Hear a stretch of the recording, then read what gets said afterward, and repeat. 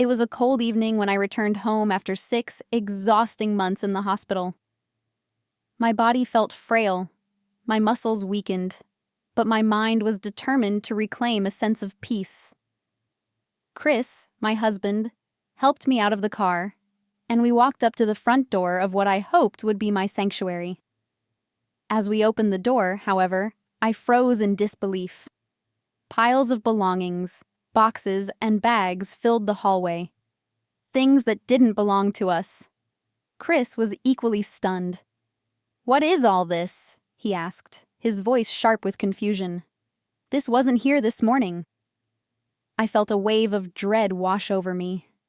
These were Sharon's and Dolly's belongings. Sharon, my mother-in-law, and Dolly, my sister-in-law, had been a constant source of stress in our lives. Before I was hospitalized, they had asked to temporarily store a few items at our house while their own home underwent repairs. I had reluctantly agreed, trusting their promise that everything would be cleared out before my return. Clearly, that promise had been broken. "They said it would just be for a few weeks," I murmured, trying to steady my voice. Chris clenched his jaw, his frustration evident. We hadn't even stepped inside when Sharon's unmistakable voice called out from the living room.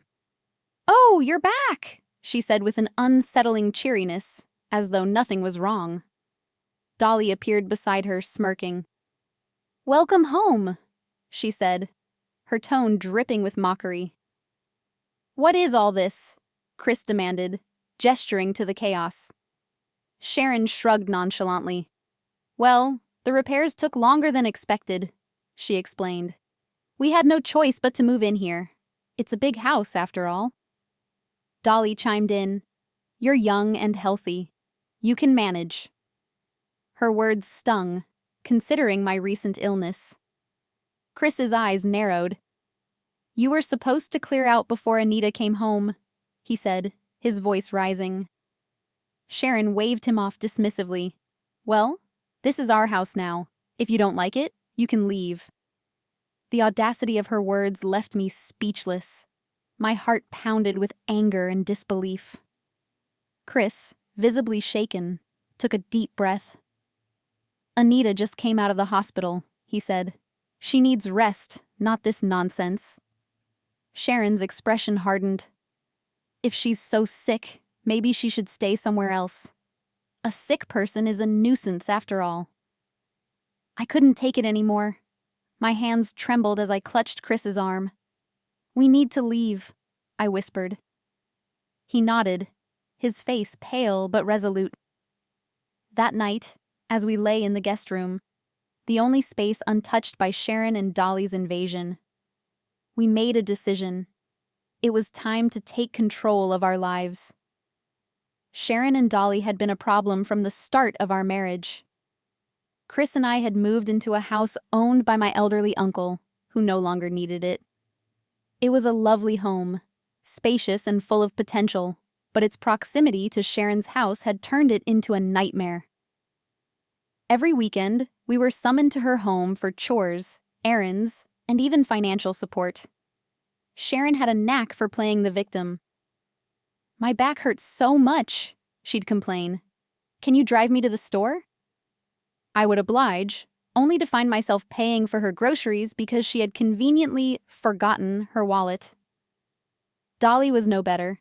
She had returned home after a messy divorce and brought with her a host of bad habits: smoking, drinking, and gambling. When drunk, she became a destructive force, often calling me to pick her up from bars where she had caused trouble. One particularly humiliating incident came to mind. Dolly had gotten into a fight at a bar and smashed several dishes. The owner demanded compensation, and Sharon had called me, claiming it was an emergency. I arrived to find Dolly slumped over a table, slurring insults at everyone around her. I paid the damages out of my own pocket, but my patience was wearing thin. Chris was equally frustrated. Sharon and Dolly frequently borrowed money from him, claiming it was for essential needs like medical treatments or repairs. In reality, they used it for luxury spa trips and gambling. When Chris confronted them about repaying the loans, they acted offended. "We're family. Sharon would say with a sly smile. "You're supposed to take care of us." By the time I was hospitalized, the stress had become unbearable. The doctors couldn't pinpoint the exact cause of my cerebrovascular disorder, but I had my suspicions. The constant demands, the emotional manipulation, and the sheer weight of dealing with Sharon and Dolly had taken a toll on my health. Even during my hospital stay, they visited uninvited, making outrageous demands. "When will you be discharged?" Sharon had asked. "We need you to come back soon. There's so much to do around the house." Dolly had added, "We'll borrow your room while you're here." It's not like you need it. Their selfishness was staggering. Chris, to his credit, tried to shield me from their antics, but they were relentless. Now, standing in the chaos of our home, I realized enough was enough. Chris and I decided to act swiftly.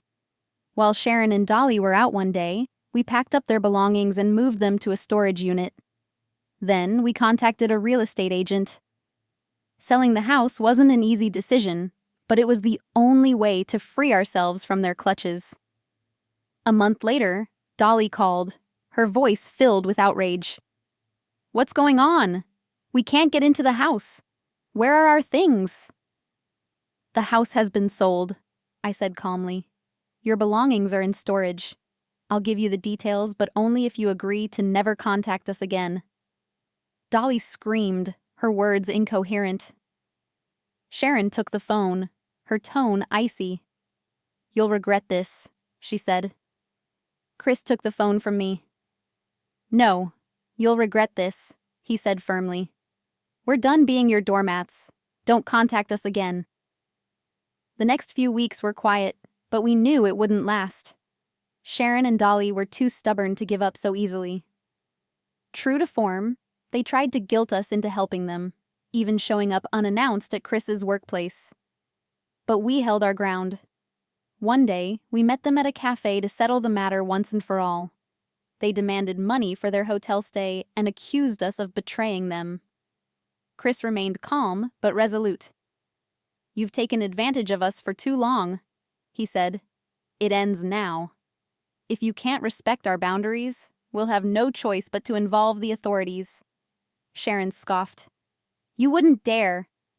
I slid a medical report across the table. "This is from my doctor," I said.